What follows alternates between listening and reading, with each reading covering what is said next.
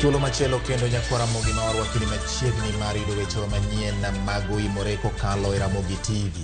En tarik 11 dwe mar 10 nyakwara Mogi jongo ko thuol ni mar wakisa en adek manotino chenro en Oimore bed kodwa are chakruok nyaki nikech waikoni mathoth dhia makawuono ka bende jo Azimio la moja One Kenya Alliance koro golo pati kotende kod mano mideno ni GMO ka koro giwacho ni oken paro mariek manogol gi jatend piny Kenya. Bang' bedo ka okuwuok kuom thuolo ma ndalo mokalo ahinya kotende kod weche mag siasa bang' yiero ma tarik 9 dwe mar 8 mar higa. Raila Odinga kauno wacho ni piny owacho ma otele gi William Ruto nyaka koro wuoge ler mar nyiso oganda jo Kenya diere. Bende nyakora mgajwang piny gi madhialo odiochieng nyathi manyako yawuoyi awinjo kogolo ywak. Idhialo ahinya. Ang'no ang'eya neno odiochieng moro mondo wakete yawuoyi gimbe giwinje ni nyalo dhial gi nyakora mgajwang kete mana kare chakro nyagiko wang'ie thuond weche. Mambo ya GMO mpaka sisi kama Wakenya tuseme tumekataa. The long-term effects of GMOs in Kenya outweigh the short-term benefits, if indeed there are any. Reverting after opening our doors to GMOs would be a Herculean task. Riwruog siasa mar Azimio la Umoja One Kenya Alliance wuok tung' mosuog sirikal kuom chiwo thuolo mar rwake pacho ka koth chiemo manigi nyinyo mar GMO. But I have now an authorized payment of pending bills and urge that payments be expedited, but there must be a record when you want to make a payment. Governor Masia James Orengo wito oko kum manyocho keto matio gi omenda mawuok e Aguch County Masia kinde ni mai medonono weche mag mibadhi. Nikata kiyudo ich kitin mano ke giko mar ngima nyaka dhi mbele to kiyudo ng'ama nyalo mako lweti maduoki e skul ti matek mondo isom. Piny Kenya oriwore gi piny ngima hingo odiochieng jiwo ratiro ma nyithindo manyiri kaote en mondo ganda omed chwalo dongruok mar joma nyiri.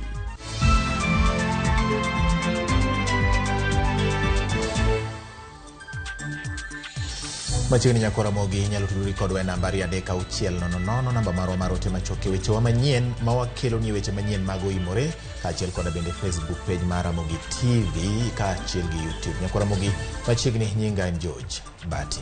Nyinga Lydia Okeyo ka jaloko marwa en Elizabeth Otieno machiegni. Wacho kod weche ma wuok do jodito mag Azimio la Umoja One Kenya. Riwruok mar siasa mar Azimio la Umoja One Kenya Alliance oseyo piny owacho kuom yao thuolo ni koth chiemo mane kod nyinyo mar GMO e pachoka. Ote mar Azimio la Umoja One Kenya Alliance manye ogoli Kalonzo Musyoka yango ni ok girwako kang' makamano makoro giwacho ni biro kelo midhiero ne oganda jo Kenya. Simfros Okinda nigi ler mar wachno. Lwenje kedo gi chiemo kod kothe momedi nyinyo mong'ere kaka GMO koro chomo od bura mamalo kod mano mar Senate ka Azimio la Umoja wacho ni rach ma GMO biro kelo e ngima oganda oingo ber moro amora ma chiemo go nyalo kelo e ngima jo Kenya. In the Kibaki administration, we categorically had reservations against GMOs, and I remember that time our brother Raila was also the Prime Minister.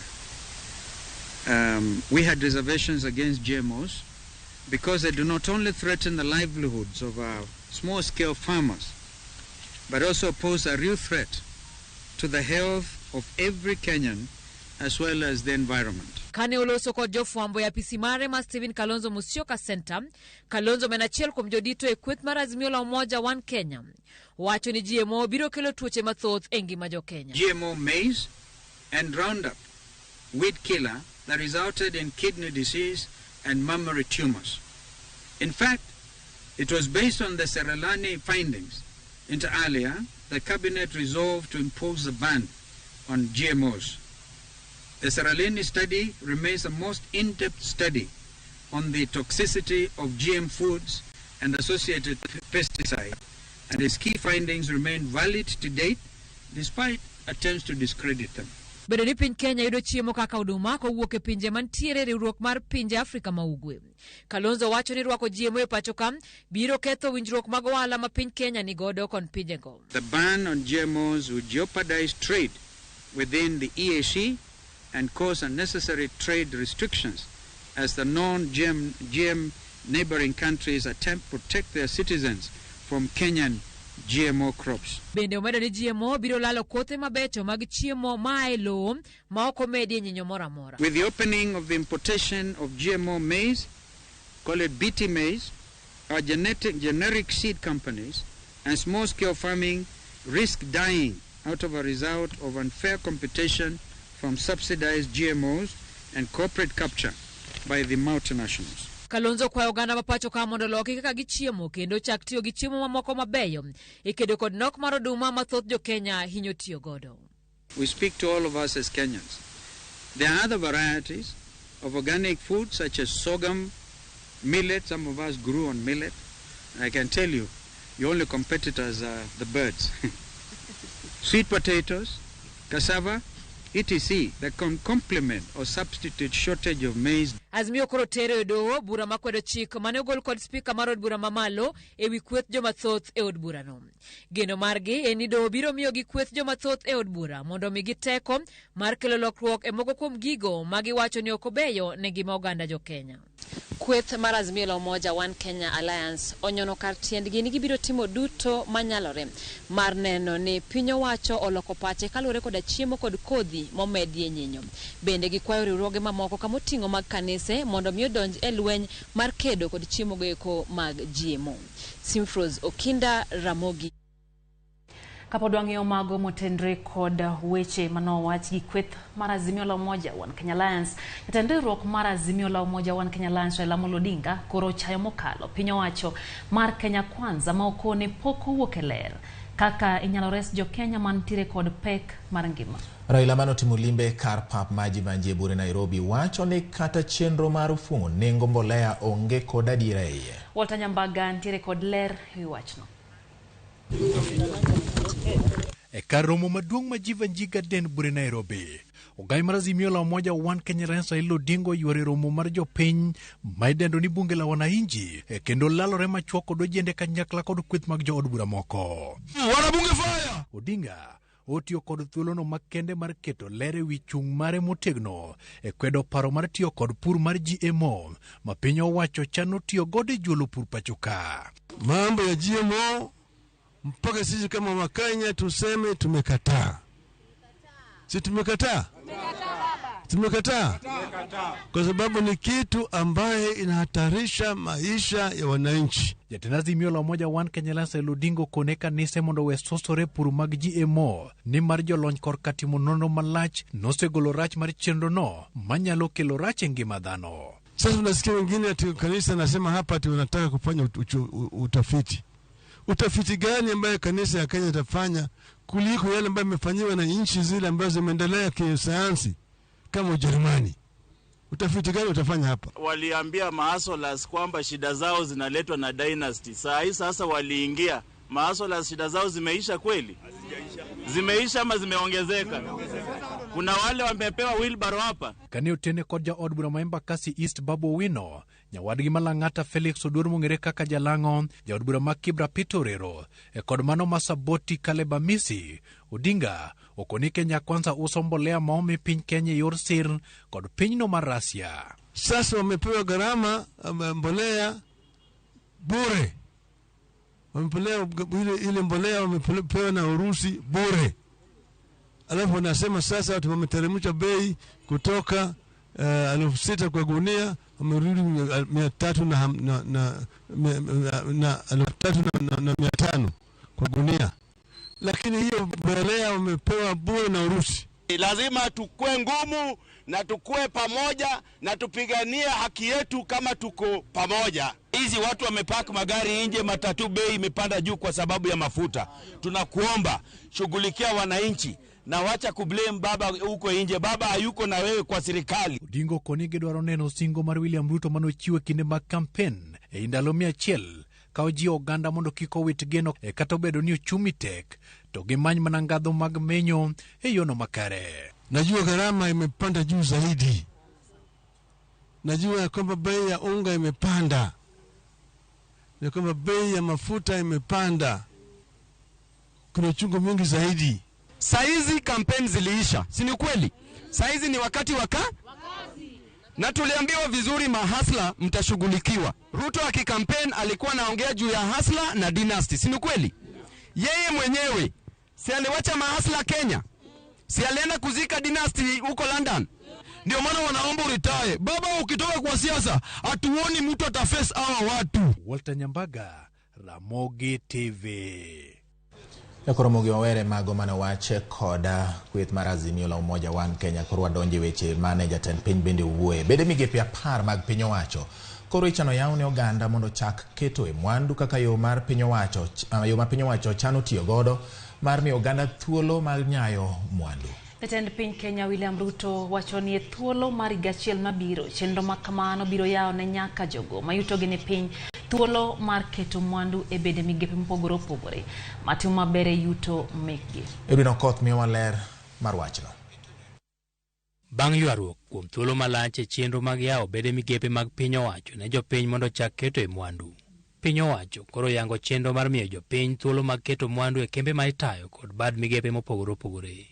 Jatend piny Kenya William Ruto koro wacho ni thuolo mar gachiel mabiro bede migepe 10 mag piny owacho ibiro yaw ne jopiny mondo chak keto e mwandu. My administration will revitalize the capital markets by embarking on privatization of state-owned enterprises where divestiture is overdue and strategic.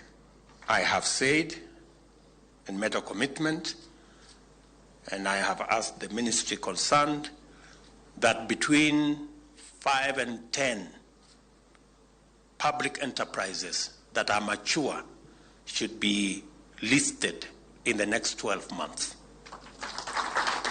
Ruto wacho ni chik matayo kaka kembe mag piny owacho yawo ne jopiny mondo ketie mwandu bende koro idhi loki mondo chenro makamano dhi nyime mapiyo.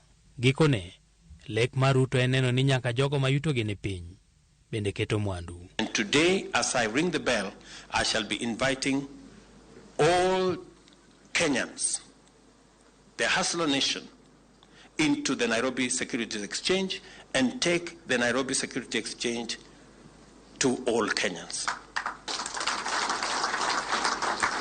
I am looking forward to the day when our bonds will be shared between the big players and the small players in equal measure. Bede migepe mag piny owachogo koro ibiro kete chiro mar uso ne jopiny thuolo mag keto mwandu kata Nairobi Securities Exchange NSE. NSE ni kod kembe maromo 65 kendo e higni 13 mosekalo onge kata bad migawo achiel moro amora mar piny owacho ma osemede chiro no mar uso mwandu. Ruto mane wuoyo bang' goyo lang' ma yawo chiro mar NSE bende ne osingo ne kembe mag ji giwegi ni biro migi thuolo mar riwore kod piny owacho e chenro mag gedo kaka yo mar miyo gi thuolo mag keto mwandu. My administration has set out its commitment to promote the public-private partnership framework as yet another preferred mode of development financing, which we intend to rely on in mobilizing necessary funding for investment in diverse sectors, including roads, housing, water, energy, ICT, and agriculture. We are discussing the construction of the dual carriageway to Mau Summit with investors. I will welcome you to put in a proposal.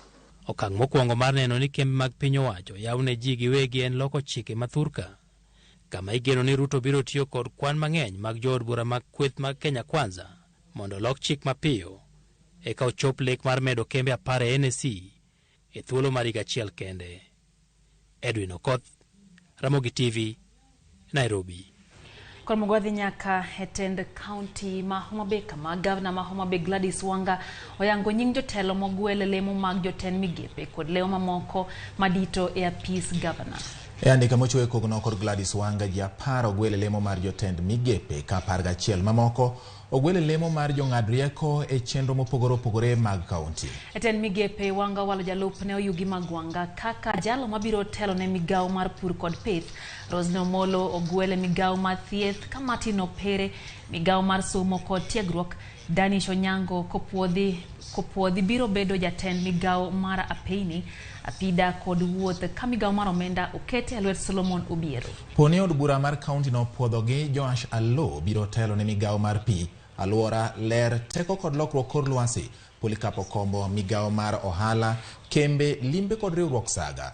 Peter Ogola biro bedo jatend migao mar lowo, udi kod dongruok bombe. Grace Masio Sewe ogwel e migao mar telo, tudruok kod loch gwenge. Kamano mar chwech, rowere, tuke kod kido gi timbe okete lwet Sara Malit. Elemo moko nyakona mga juang madito mag county no, Governor Wanga walo Charles Odhiambo kaka jatend jotiche county, Erastus Randusi kaka jatend tao chenro kada protocol, Kasailas Jakakimba kaka jangadrieko e weche chike, Nicholas Odao wel mar bedo jangadrieko mag weche mag siasa ka Polonditi kaka jangadrieko e weche yuto mar nam kod weche lupo, ka Patrick Were kaka jangadrieko e weche go mag somo.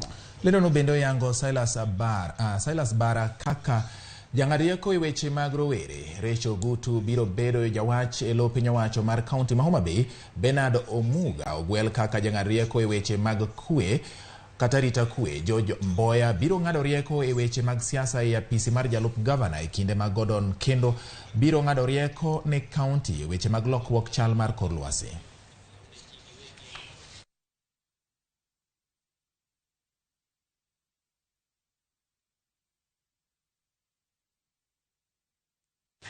Haya kwaya county ma Homa Bay wadhi nyake county ma Siaya. Wang'eni ni to weche ma Siaya chalo nade nikech kawuono bende gavana mar county no James Orengo no yawa yanga chako twak mar county assembly ma Siaya.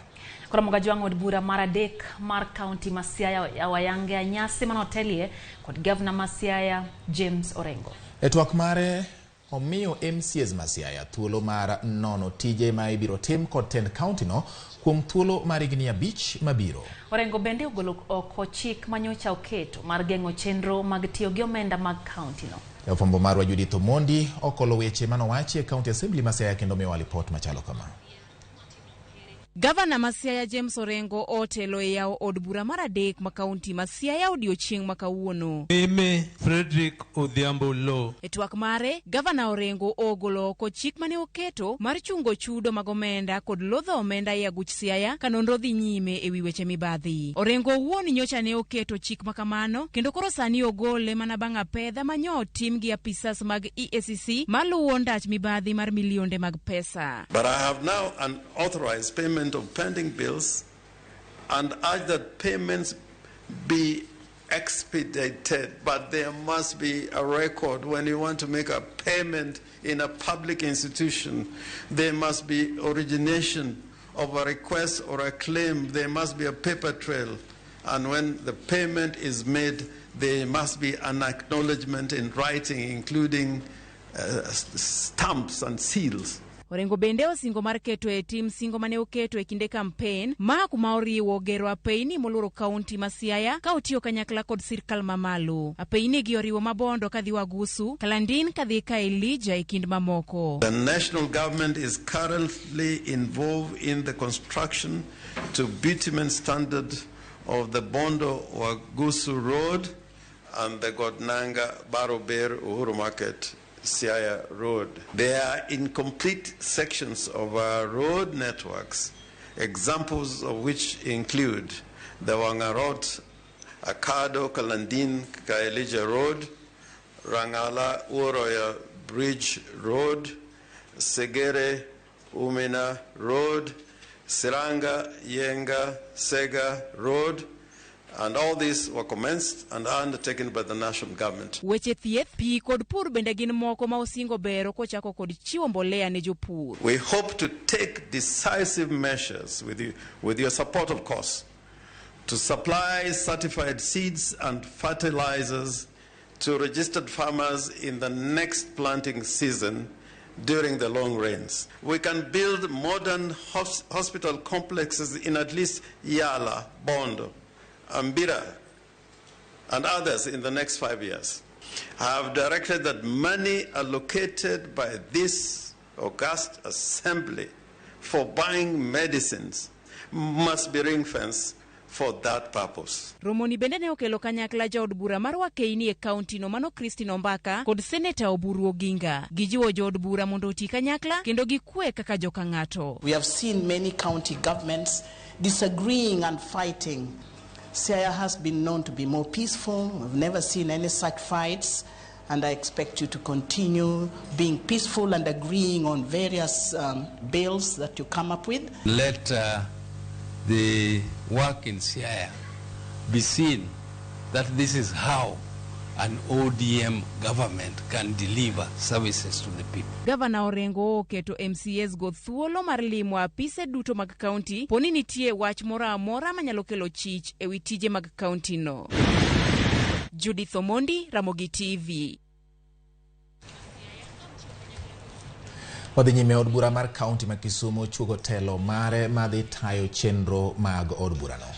Kennedy Oko ema dhi bedo jatend kweth mathoth od bura ma Kisumu ka iluwe gi MCA ma South East Nyakach Patrick Lulumba. MCA ma Market Milimani Ward Setho Chieng Kanga ema dhi bedo jago poro iluwe MCAs mathoth ka iluwe gi Jennifer Obonyo mar South West Kisumu. Speaker mar od bura Elisha Oraro oyango ni tend ODM mochiwo lere wi kaka telo dhi bedo e od bura no ma county ma Siaya ma Kisumu. As recognized by our either in the last week of October or the first week of as presented by Honorable Oko Kennedy, leader of majority B. Nyakora mogi report no moya e county ma Kisumu terowa eyo moko kaende kaprario bang sadek marotieno chenro eno Oimore. Weche nitie mathoth nyakora mogi mapod wan godo weche manyien mag Oimore kata kamano in bede pachi mane wakwai waduoko erokamano kuom bedo kodwa kendo nyisowa ni ikete Ramogi TV otieno ma kawuono ni. Nano kanyo ka Lucius Bando wacho kanyo ni okwayo hawi maber ne rawere duto manyiri ka bende piny ne yango odiochieng jomanyiri ka bende no kanyo ka Pastor Elizabeth ka chiel gi mwalimu Justus Okumu giwacho ka ni gioro mos ne rawere te manyiri mantiere county ma Homa Bay otene gikwayo ne giawi maber kaka nyithindo manyiri. Calvo Sanchez bende wacho kanyo ni en bende entiere morata okete mana ka Ramogi TV aneno Bikomango bende wacho ni entiere Uyoma Digwa giwinjo malere dala mar Ngong Kajiado County ka bende Simon Ongue wacho ni en bende Ramogi chopo yo makare duto gikwayo mana hawi maber nyathi manyango. An gi wach moro ka Bati kod Lydia aneno maler Kiembeni Mombasa ka wach mar GM no kata an bende adage wadoguru e culture wa machon mar pidho kothe machon kaka omwogo, rabuon, bel kod mamoko. Samuel Oyugi wa Oyugis, Samuel Oyugi oluwo weche manyien kowuok Kisumu kendo wacho ni Ramogi ler kaka pile en bende. Job James Odhiambo waneno maler sana George Bati kachiel kod Lydia wacho ni mosna Lydia Okeo wan Gombe Village ka ano yudore Migori County wacho ni kawuono Ramogi ler sidang. Nwasijo kane ntiere yuak mo kanyo matin kata kamano amor ka koro chopo yo makare maka Kumu Junior bende wacho ni ntiere Kirindo Kasgunga Mbita Ramogi TV chopo Mbita e yo makare to wacho kayo no wach mar GMO dir no into chomo gi jo Kenya kanya mana gima chando pa Josephat Woodley Gala Uchieng bende wacho ni ntiere Kayole Matopeni okete mana ka Ramogi TV. Job James Odhiambo bende wacho kanyo ne gin bende gin kodwa e chenro ni aneno kanyo Vaida Achieng bende wacho ni kawuono hoyoro bodo. Erokamano ahinya ne Vaida kuom miyowa thuolo mare mar neno wan. Wacho Vaida ne en golo moro. En kit apani kit miel moro manyasani koro jok ma ohero miende no paro ni kilongo ni Vaida to iwacho wach machielo cha engineer Rolex wacho ni omor kodwa ahinya kaka walendo gi kaka Ramogi menyo weche manyien kendo kelo gi yo makare e konde duto mopogore opogore. Ramogi go koyo matin kata kamano kete mana kame tudi kodwa oduogo bang' yo machuok.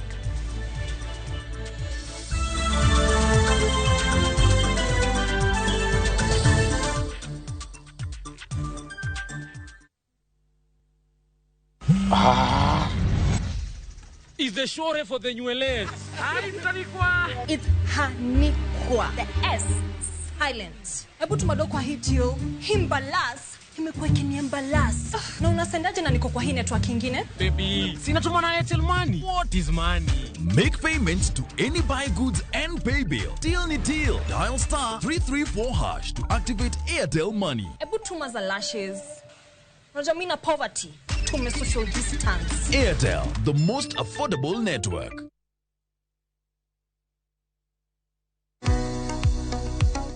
Be in kod penjo mora mora. Hello, penjo laktar. Hello, daktar. Kata paro ma osebedo ka chandi ne wach ngima kod thieth. Wakeloni puonj maleo moa kuom lakteche molony e yore thieth te. Biro tero wachiel kachiel e yor puonj. Koro ka laktar oseneni wacho ni nigi tuo mar kansa ma ema bedo ga stage mar 2. Chieng' wuok tich nyaka tich abich wakeloni lakteche mopogore opogore mabiro puonji gimora mora e wach thieth kod bedo gi ngima makare. Riwri kod Ruth Otieno sa 12 e penj laktar mana e Ramogi TV.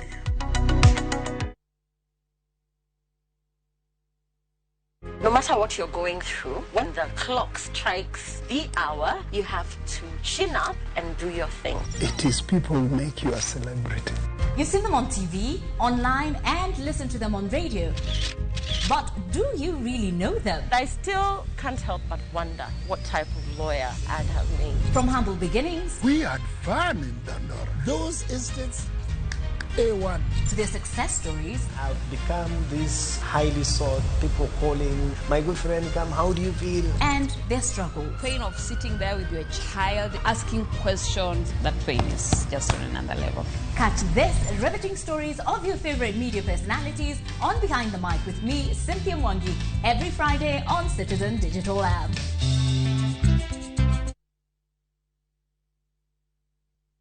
The league tables are taking shape. Winning on Shabeki.com is getting easier. Enjoy highly boosted odds on the English Premier League, French Ligue 1, Spanish La Liga, Italian Serie A, and many top leagues only on Shabeki.com. Kuwa Shabeki. Play now. Strictly not for persons under the age of 18. Betting can be addictive. Play responsibly. Shabeki.com is authorized and regulated by the BCLB. License number 416. Shabeki.com.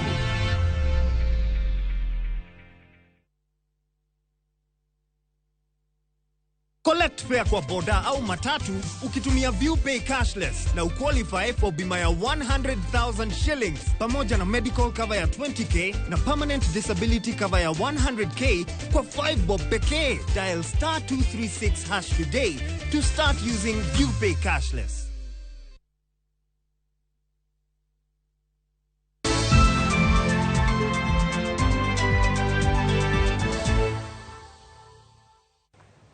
Machiegni kendo nyakora moga jwang'o medo dhi nyime gi weche manyien mag Oimore. Piny mangima oyango ni chieng' nyathi manyako kawuono ka thor wach en jiwo ratiro mar nyiri kendo neno ni gibedo kod ngima makare ma ok oroch ratiro margi. Kata kama nyakora moga jwang' midhiero mang'eny kaka bembo kod iye kachiel gi keny ma oiw thoro thiro dongruok mar nyithindo manyiri. Reipolo notwak kod moko kuom nyiri ma osekalo e midhiero machalo kod mano. Tunateremka sisi wote tunaacha watu wawili wapi? E pau tuke ma mukuru kwa Ruben Community, Nairobi County, firimbi oseiwak kendo tukadhula ochakore. Wakeini nyiso mich magagi kagi ywayo oganda mondo winjie weche manie chunygi. Namba 4 e tima dhula mar Dreams en achiel kuom jotugo e piem mane dhialo odiochieng' nyathi manyako. Sigand Iska Akinyi chalo kod tukadhula. Usebedo jaloch kendo usebedo kod midhiero mopogore opogore ka sombe ne ong'ikore e klas 10. Nachwanyra na ayudo nyathi kan gi higa matin. Nok ang'eyo kata kaka iting'o nyathi, nok ang'eyo kata kaka iloko ne nyathi napkin. Nochuna na we school jonyuol na nokomor nikech ne gin gi geno kuoma to na disappoint gi. Kata kamano Iska Akinyi ne oramo ni sulwene nyaka chieng' moro rieny. Omiyo nodok e skul bang' yudo sir kokalo kuom riwruok moro ma ok mar piny owacho. Nawe nyathina gi mamawa ka nyathina ne tin kabisa. Nasomo nyaka form 4 na tieko. Nadhi e college natimo social work. E kinde mane gitugo kod team mar Starlets ne gin kod lek mar jiwo nyiri mondo oket sinani ka giluwo yore manyalo bero ngimagi. Ni kata kiyudo ich kitin mano ke giko mar ngima nyaka dhi mbele. To kiyudo ng'ama nyalo mako lweti maduoki e skul, ti matek mondo isom. Nyasi ma kawuono ne jiwo lwenje mag kit chwech ka ikwayo oganda mondo konye reso jomong'ol e kit lwenje machal kamano.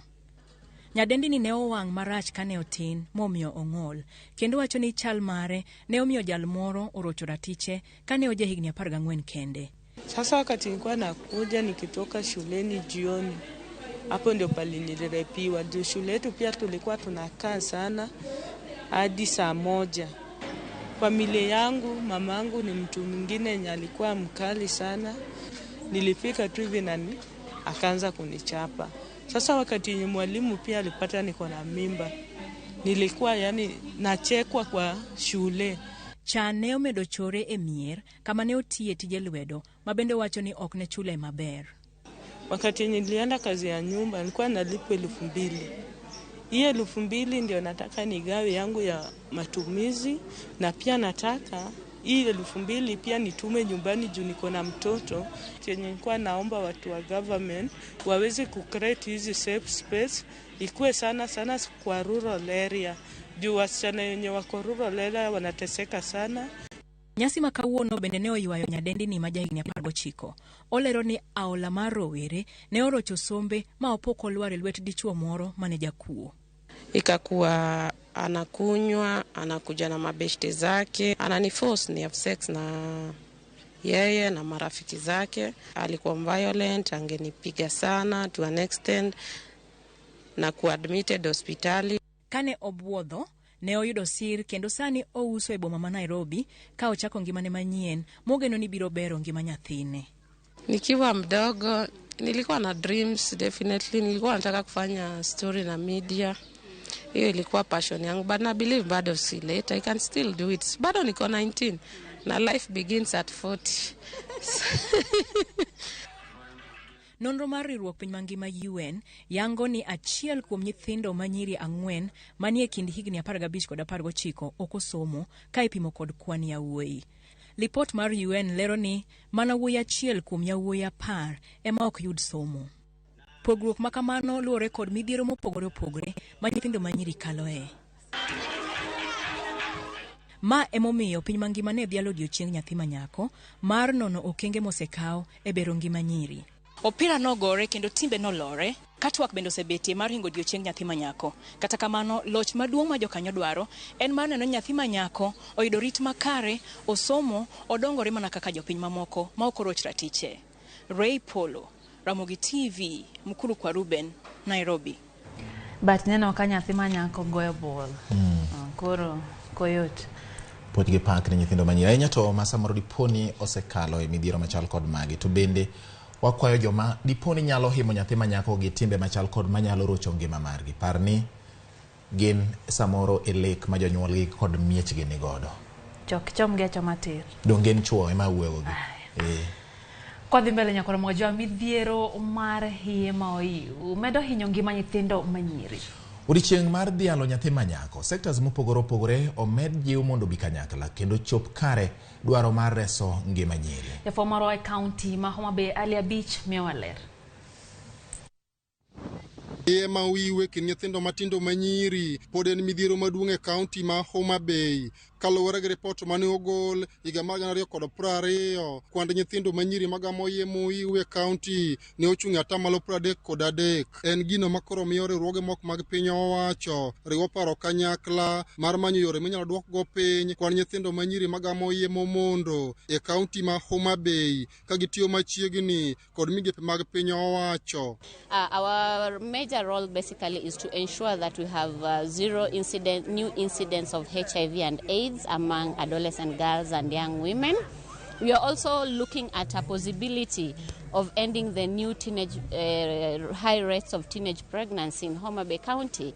Just as statistics were released the other day, it clearly showed that we are number 2 after Nairobi in terms of teenage pregnancy, and that is why today we join other partners. Aparoni kwa riwore gi organizations mamoko gi government wamany kaka wanyalo miyo nyithindo gi pad. Sana pad is a challenge to them.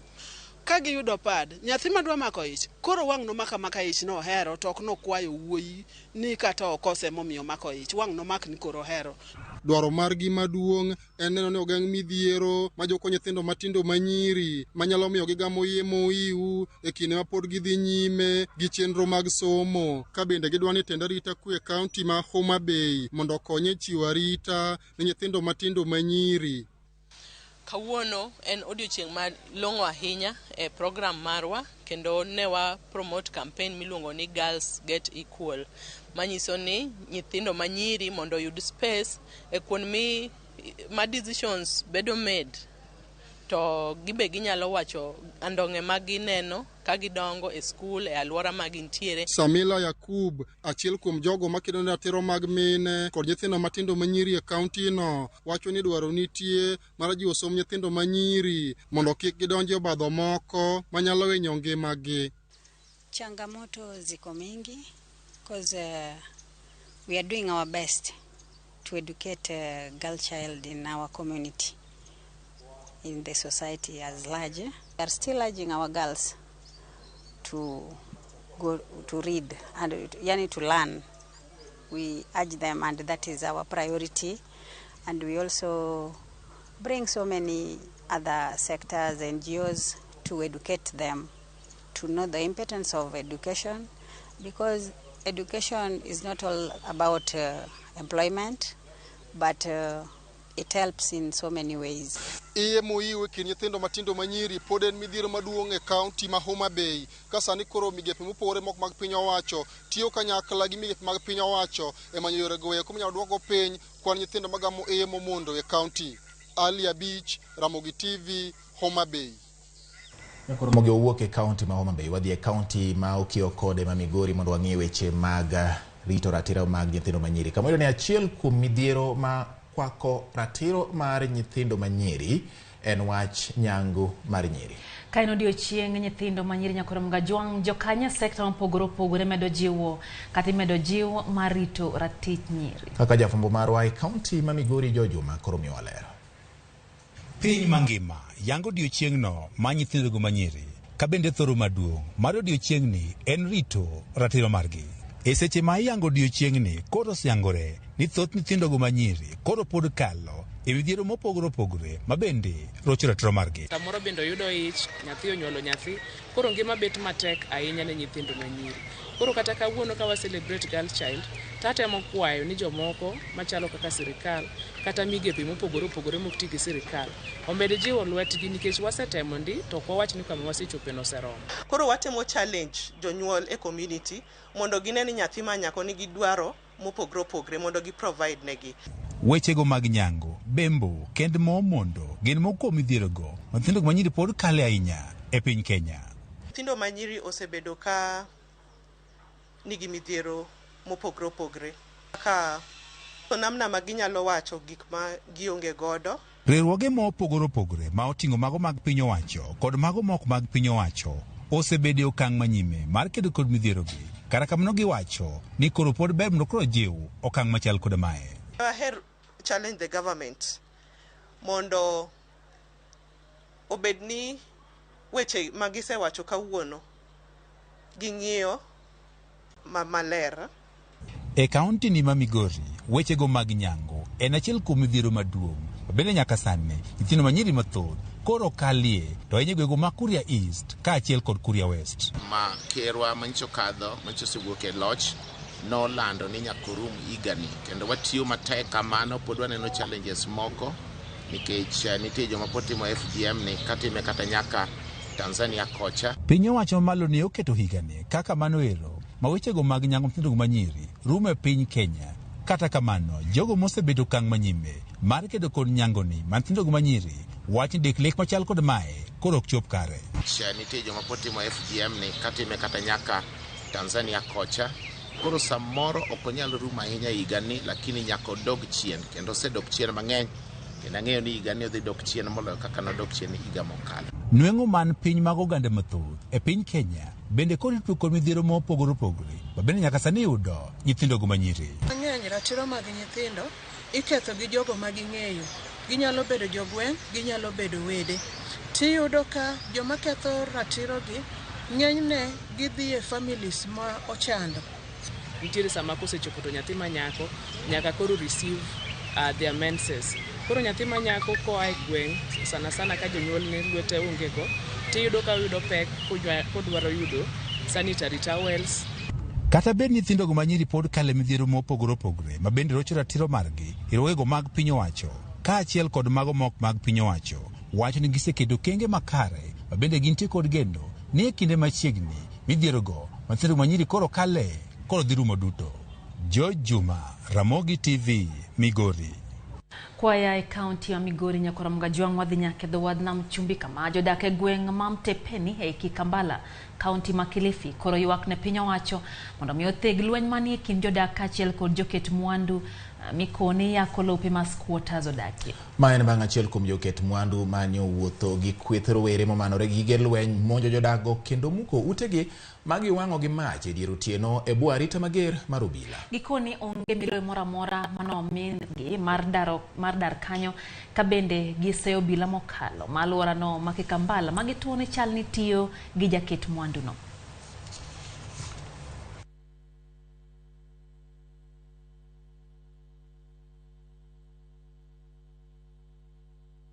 Nilipotoka nikatoka na tochi. Niliwapiga naambia jamaa, mbona mnafanya hivyo? Kwani mnafanya simwache nitoe vitu kama unavunja nyumba? Lazima kani kuvunjia nyumba, simwache nitoe vitu vyangu. Wala jamaa ananiambia wewe unacheza na serikali, sisi tutakuua. Nilipokuja mimi wakaninyang'anya tochi, wakaniambia kaa chini. Nikakaa chini. Mmoja akainua chuma, akanipiga chuma hapa kwa mkono hapa. Katandika chuma hapa. Hii ni chuma hii amenipiga. Aliponipiga mimi nikaponyoka nikakimbia. Eviction order haikuweko. Nimeuliza kwa OCS hakuna eviction order, nimeuliza DCC eviction order hana, nimeenda kwa sahi hata nimetoka Kijipwa. Lakini sasa kitu ambacho iko pale ni kwamba ni kwa nini uhalifu huu unafanyika usiku wa manane, unakuja vunjia watoto wadogo wao, kina mama hao watoto wadogo ambao na watoto hapa, unakuja wavunjia usiku wa manane. Jamani, hii ni haki kweli? Haiwezekani wewe bwanyenye kila shamba ni lako. Na kama ukweli wewe unasema ni kwako, kwa nini utumie askari wakuje hapa na usiku, askari wakuje hapa wasimamie hali ya uvamizi ambao kama huu? Huu ni hali ya uhuni na sisi hatutakubali hali kama hii. Hii Kenya ni yetu sote. Hii Kenya si ya mtu binafsi. Hapa mahali hii ni absentee landlord ambao kulingana na taratibu absentee landlord kama ni watu wanakaba masquatter, tuna haki ya kwenda kwa serikali na kuomba, maana si ya mtu. Hapa kulikuwa kuna mtu alikuwa anaitwa Jimmy Vaji.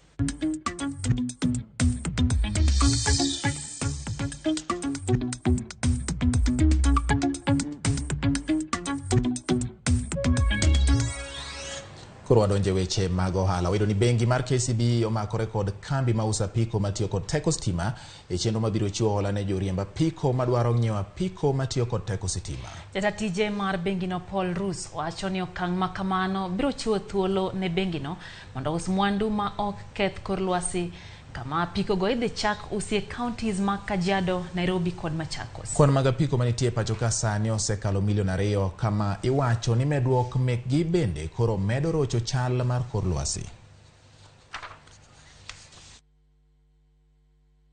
We want to transition to 25% of the loan portfolio to be green. So this is huge in terms of heading to that direction. But most importantly, and I've been on record, if we can make and contribute to meaningful livelihoods, then all of us can retire in the bank and be very happy. The objective of this pilot program resonates very well with Kenya's internationalization agenda, where our recent focus is geared towards the use of clean technology for manufacture of green and circular products. Industrialization is also focused towards support in the generation of green jobs and promotion of sustainability. And indeed, what is happening today is part of that big drive of creating green, sustainable jobs. Kapod wang'eyo mago hala nyakora mgajwang wadhi nyake county ma Kisumu kama jolupo ma Kenya kokalo kuom riwruoge mar National Beach Management Unit BMU kwa jatend piny Kenya William Ruto mondo mi olok nying migawo mar pur kod pith mondo otise gi nying moro manyalo riwo koda ka yore lupo bende. Jolupo ko ng'ur ni nying ma omi migawo no sani okonywando chenro mag lupo kendo weyo migawo mar lupo ka odiedo. Jafom marwa Millicent Adhiambo mewaler. Kane giwuoyo gi jofwambo e dho wath Madunga e boma ma Kisumu, kotelnegi kod jakom BM Tom Guda, ne ginyiso sin margi ka giwacho ni jolupo owe oko e telo mar William Ruto e gwelo mare mar ten migepe pacho ka maonge jokanyo e sekta mar lupo. Gimane Ruto timo ne odhi okawo migawo keto wa migawo mochung'ne mining, mochung'ne kunyo madini, to kendo gi migawo mochung'ne maritime, weche mag wuodhe mag nam, to ne ok oketo wa distinctly kaka ministry. Omiyo wawacho ni kata kobedo kamano to lok nyingno mondo ketwa e State Department ma Fisheries gi Blue Economy, mondo wach mar lupo obed kong'inyore. Guda koni migawo mar lupo ondiko ji maromo 60 kaka jolupo, kendo mamoko maromo 1.2 golo yuto margi e yore motenore kod lupo. And lupo mar nam lolwe small scale en momiwa chiemo mang'eny kabisa. E dho wath Madunga, waromo gi Dismas Miruka, jalupo ma jahigni 43, ka ochopo e dho wath mar dhi bolo tol kaka otimoga pile. Dismas ne odonje boma ma Kisumu higni 10 mokalo. En ndalo 4 kende bang' kane owe thuolo gi apisas mag arita kwe ma Uganda mane omake e sama ne odhi nyime gi kilwa mare e dho wath ma Sigulu e kaunti ma Siaya. Oleronwa midhiero ma joma omaki kaloe. Sirikal kata polise ma Uganda kubiro to gimayo warech. Ka gisemayo warech to gidhigo, samoro be ginyalo maki to giywayi gi yie, girechego te gidhi kodi. Ka gichopo kuro yie gikawo giuso, aito un jomo maki giteru e sel ma iteru e ok en sel maber. Kwayogi e wi sand kod mak ma apisas mag loch nanga ma piny Uganda kod Tanzania osiko mako godo jolupo ma Kenya kinde ka kinde ema. Ma en achiel kuom kwayo madwaer mar kwayo ker. Nigo siep makare manywa neno koloso Uganda, manwa neno koloso Tanzania, owuog oko matek mondo ng'i kaka onyalo wuoyo go siepne ma Uganda kocha mondo achiel jowa aborogo oyud kaka duogo pacho, ariyo e long term one kaka nyalo kony mondo kik lupo terwa e jela every now and again. Millicent Adhiambo, Ramogi TV, Kisumu County.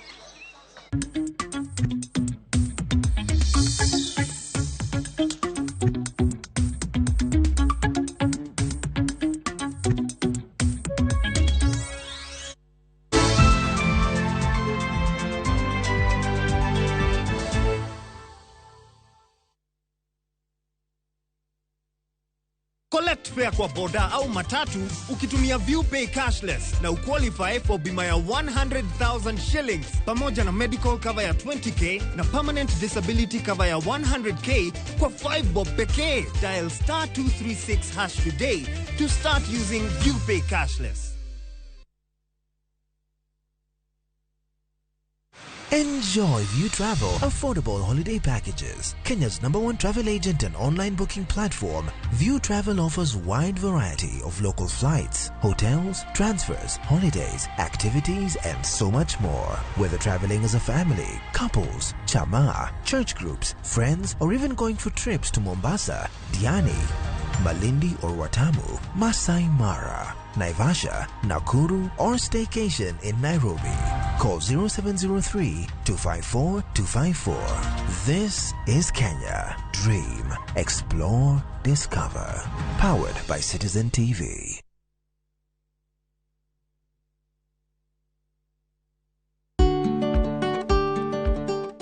Be ing'eyo ni kong'o kawo dakika 6 kende mondo chak loko buongo.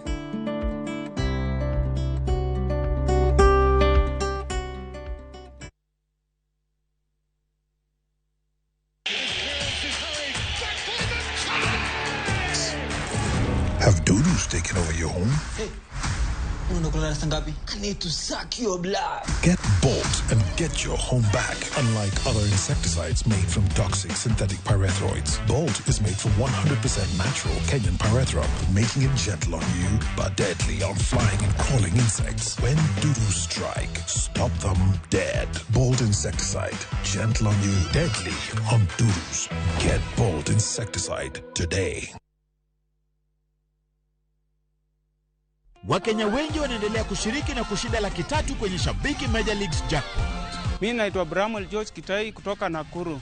Nilijaribu kucheza hii mchezo wa Shabiki na nimeshinda shilingi 1,300. Watu wote wenye mnasikiza kwa radio ama mnaona kwa TV, mjaribu hii mchezo wa Shabiki, mjue watu wa Shabiki ni watu wa ukweli. Mimi ni shabiki, je wewe? Kuwa mmoja wao. Cheza Major Leagues Jackpot kwa shilingi 10 pekee kwa kutuma neno MJP kwa 29063 na waweza kuwa mshindi.